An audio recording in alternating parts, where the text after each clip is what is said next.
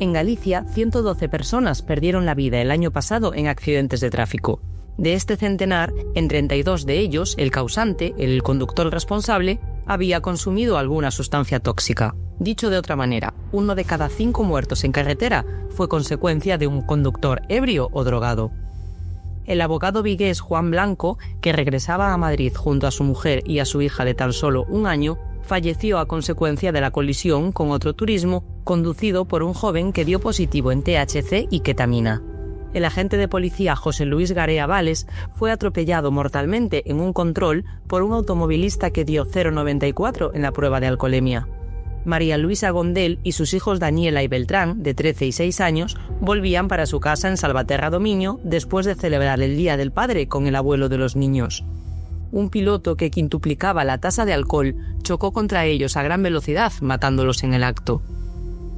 En este capítulo de Fundido a Negro abordamos el perfil del consumidor al volante, un criminal enmascarado bajo el delito del homicidio por imprudencia. La ley da a las personas muchas formas de ser mezquino. Cuando pones en riesgo no solo tu seguridad, sino la de los demás, siendo consciente en todo momento de este peligro, uno está siendo mezquino. El Código Penal dirá que eres imprudente, o incluso negligente, si se quiere poner un poquito más duro, pero yo no lo definiría así. En derecho, todo delito debe llevar aparejado el dolo, que es la intencionalidad, si no se considera imprudencia. Es decir, no hay una intención consciente de causar un daño, simplemente no has tenido precaución. Pero a día de hoy, sabiendo como sabemos la influencia del alcohol al volante, cómo nos afectan las drogas, cada vez menos puras y más mezcladas con Dios sabe qué, los reflejos que perdemos en la carretera, sobre todo de noche, y ya si de normal tenemos el pie ligero para acelerar, yo sí veo intencionalidad en la acción de coger el coche después de beber o tomar droga. Hablamos de una acción no imprudente, sino dolosa porque somos muy conscientes, muy conocedores de que no podemos hacerlo y de que el daño a los demás puede ser irreversible. El gallego Alfredo Ledo Romero lo sabía. Este vecino de la parroquia de Budiño, de entonces 32 años, después de irse de bares durante 5 horas con amigos, la noche del 19 de marzo de 2021, intentó que alguno de ellos lo llevase a su casa. Y lo hizo porque sabía que no se encontraba en condiciones de coger el coche. Nadie se ofreció, o los demás, estos amigos, diligentes ellos, le dijeron que no podían acercarlo. ¿Qué revela esto? Que conocía y asumía que no estaba como para conducir. Comprendía que el hecho era ilícito y también sus potenciales consecuencias. ¿Qué hizo? Ponerse igualmente al volante de su Renault Megane y minutos antes de las 10 de la noche estrelló su coche contra el de una familia, una madre y sus 2 hijos menores que fallecieron en el acto. Este consumo de tóxicos también hizo mella en la velocidad, en esta falta de percepción en los riesgos al circular, según indicaron los agentes de la Guardia Civil de Tráfico que reconstruyeron el accidente, a 128 km por hora por una carretera nacional limitada a 90. Él resultó herido, pero sin consecuencias fatales. María Luisa Gondal Soliño, de 38 años, trabajaba con su marido en el negocio familiar, una panadería. Aquel día, el 19 de marzo de 2021, había decidido ir a pasar el Día del Padre acompañada, junto a sus hijos Daniela, de 13, y Beltrán, de 6, con el abuelo materno de los niños, que se había quedado viudo meses atrás. Disfrutaron de una comida en la casa familiar de San Pedro de Ramallosa, cuando poco antes de las 10 decidieron regresar a su casa en Salvaterra Dominio, uno de los pasos fronterizos entre Galicia y Portugal. Ella a los mandos y los 2 niños atrás, el más pequeño en su correspondiente sillita homologada, viajaban por la PO 510 a la altura de Salceda de Caselas. Conocía de sobra esta carretera y estaba casi llegando a su casa a poco menos de 8 kilómetros. Tiene 2 carriles ascendentes, que es por el que circulaba ella, y uno descendente. Todos iban con el cinturón de seguridad y circulaban a unos 60 km por hora. Cuando discurrían por el punto kilométrico 5700, un vehículo, tras una leve curva, un Renault Megane, invadió de repente su carril a más del doble de velocidad, chocando de frente con el de ellos. María Luisa trató de esquivar el coche, dando un volantazo, pero fue insuficiente para impactar de frente con el del joven Alfredo Ledo, que también trató de volver sin éxito a su carril. La madre y los 2 niños murieron en el acto. No fue un despiste del joven, ni una distracción. Tampoco se encontró con un obstáculo en la carretera ni el coche sufrió una avería. Circulaba a 128 km por hora en un tramo de 90, quintuplicando el límite de alcohol. Así lo declararon los agentes de tráfico que participaron de la investigación. Tras ser derivado el conductor del Megán, Alfredo Ledo, de entonces 32 años, al hospital, se le practicó una toma de muestras de sangre para el test de alcoholemia, que quintuplicaba el permitido. Se le atribuyeron entonces 3 delitos de homicidio por imprudencia y un cuarto por consumo de tóxicos al volante. Ledo fue puesto en libertad a la espera del juicio.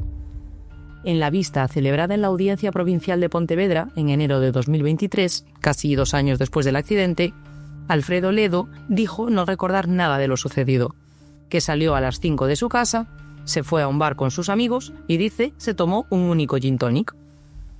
A partir de ahí, la oscuridad absoluta. No sabe si cogió el coche, cómo se encontraba, si fue o no a más bares, nada. Afortunadamente, fueron muchos los testigos que sí pudieron arrojar luz a estas 5 horas de las que el acusado dijo no acordarse. Porque si el accidente fue a las 10 y dijo salir a las 5 de su casa, está claro que más de una copa se tomó. Lo reconocieron en hasta 3 bares aquella noche, y estas fueron las declaraciones de estos testigos. Estaba borracho, se cayó de culo de una silla con respaldo, balbuceaba, le costaba mantener el equilibrio, estaba apoyado en una barandilla, se cayó al suelo y le costaba levantarse, tropezó con el futbolín y le metió un manotazo con rabia, tuve que pedirle que se fuera del bar, etc. Especialmente duro resultó el testimonio, durante el juicio, del marido de Luisa y padre de los niños Daniela y Beltrán. Lo voy a reproducir íntegramente. Tuve que irme de España, vivo en otro país. Vendí rápido y mal los negocios para no arruinarlos porque no podía ni salir de casa, por miedo a encontrarme con amigos de mis hijos o gente conocida. Mi casa aquí era un sofá. No volví a dormir en la cama que compartía con mi mujer, ni entro en la habitación de los niños. No tengo fuerzas. En pocos casos como este, resulta tan sencilla la conclusión de culpabilidad. Los magistrados condenaron a 6 años de cárcel a Alfredo Ledo, argumentando que decidió conducir su vehículo perfectamente consciente de la limitación de sus facultades debido a una altísima ingesta alcohólica.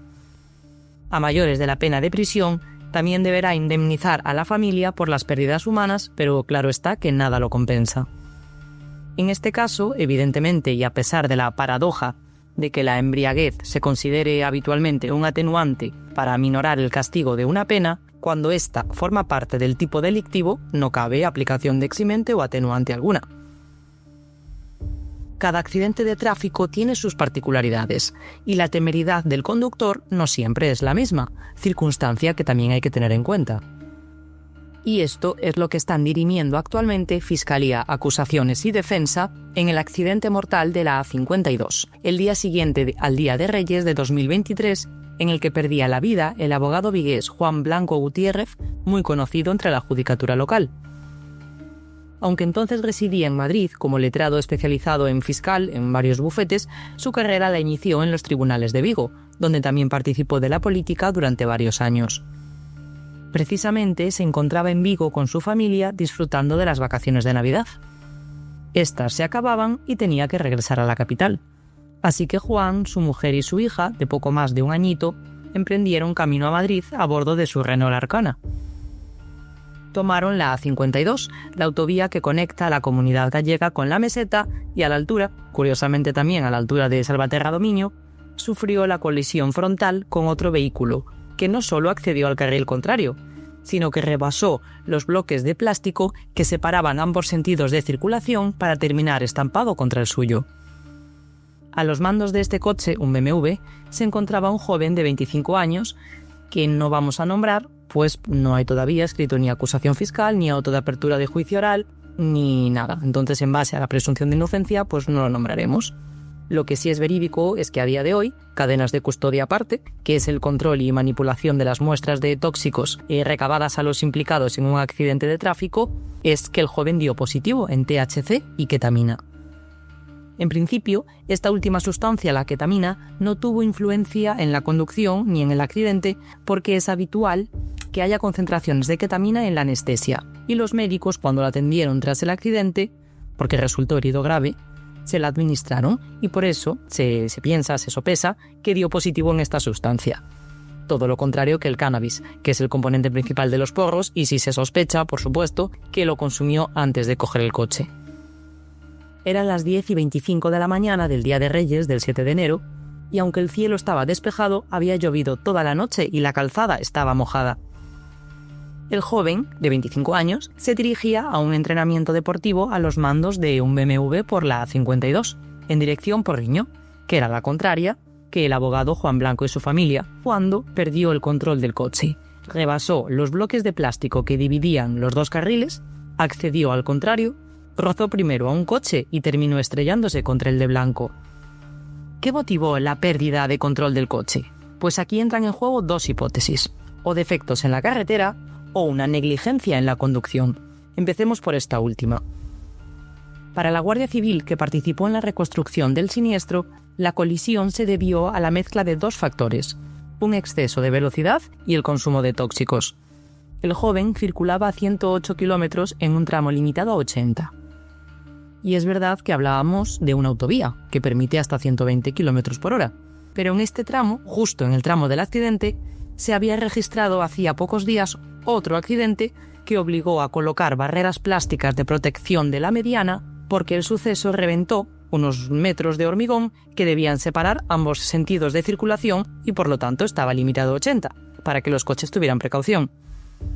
También es mala suerte que justo el conductor joven perdiese el control del vehículo justo en esta misma zona de las barreras plásticas, porque igual si hubiese chocado contra el hormigón, muy probablemente no hubiese invadido los otros carriles, los carriles contrarios. Pero bueno, a este exceso de velocidad, que no es muy significativa pero sí superior a la marcada, se le suma el consumo de tóxicos. El joven dio positivo por THC, cannabis, el componente principal de los porros.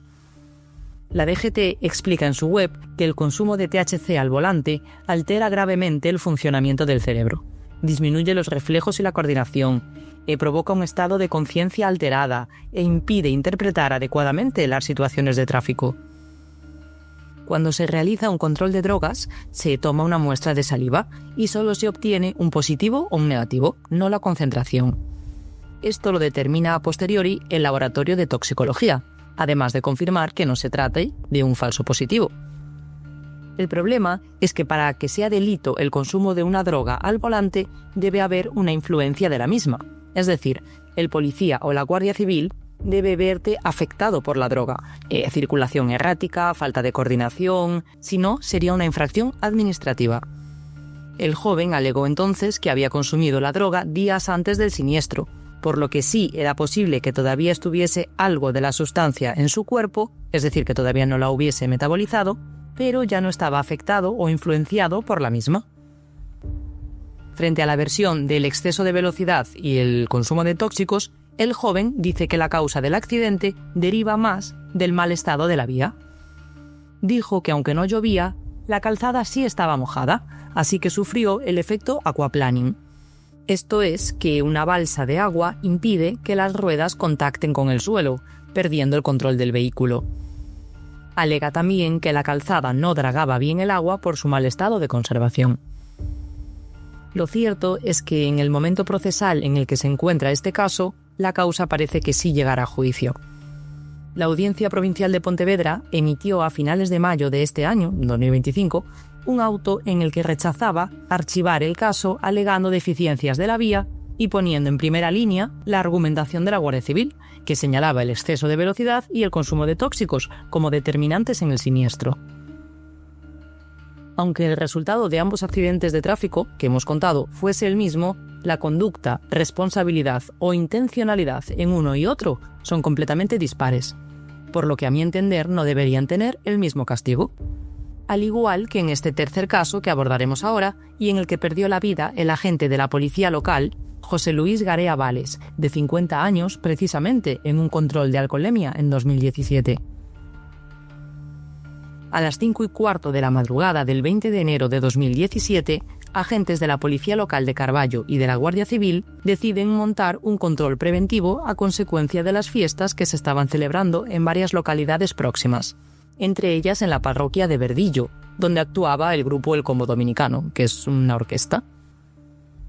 Estos controles consistieron en pedir la documentación, comprobar si los vehículos tenían la ITV pasada o el seguro en vigor, y en caso de que detectasen a algún conductor con síntomas evidentes de embriaguez, pues realizarle la pertinente prueba de alcoholemia.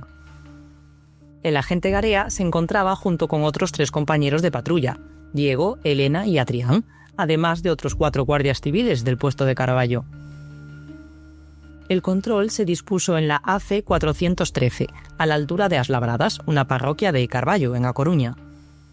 Garea, el policía, estaba en el carril derecho, en sentido Carballo, revisando la documentación de otro conductor al que había parado. Fue entonces cuando fue arrollado por una Peugeot Viper, una furgoneta. El conductor de la furgoneta ni siquiera llegó a frenar al ver el control y arrastró al policía casi 15 metros. El golpe fue tan bestia que el policía murió prácticamente en el acto. Fue trasladado de urgencia al centro médico, pero solo se pudo certificar su muerte. Otro policía, Adrián, que estaba cerca de Garea, logró esquivar al infractor en el último momento. El conductor de la furgoneta fue sometido a la prueba de alcoholemia y dio un positivo muy elevado en las 2 pruebas realizadas, 0,91 y 0,94 miligramos por litro de aire aspirado. El límite está en 0,25 y 0,60 en el caso penal, por lo que casi cuadriplicaba la tasa permitida para circular. Fue detenido y trasladado en un primer momento al cuartel de la Guardia Civil de Carballo. Se trataba de Hans-Georg Rochbach, nacido en Berna, en Suiza, y residente en Bergantiños desde hace 14 años. Tenía 57 y este era su 3er positivo por alcoholemia al volante. La última vez había sido en 2015 y le retiraron el carné de conducir por 1 año, así que llevaba poquito tiempo conduciendo de nuevo.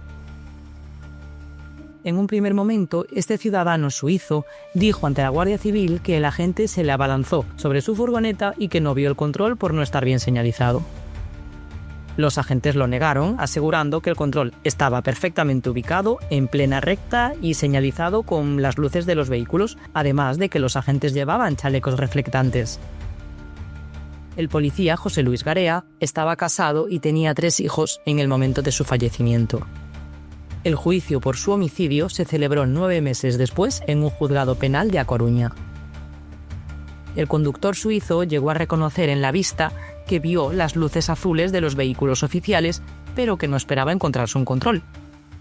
El juzgado descarta su versión y dice que si no frenó fue por la afectación de su capacidad de conducción debido al elevado consumo de alcohol.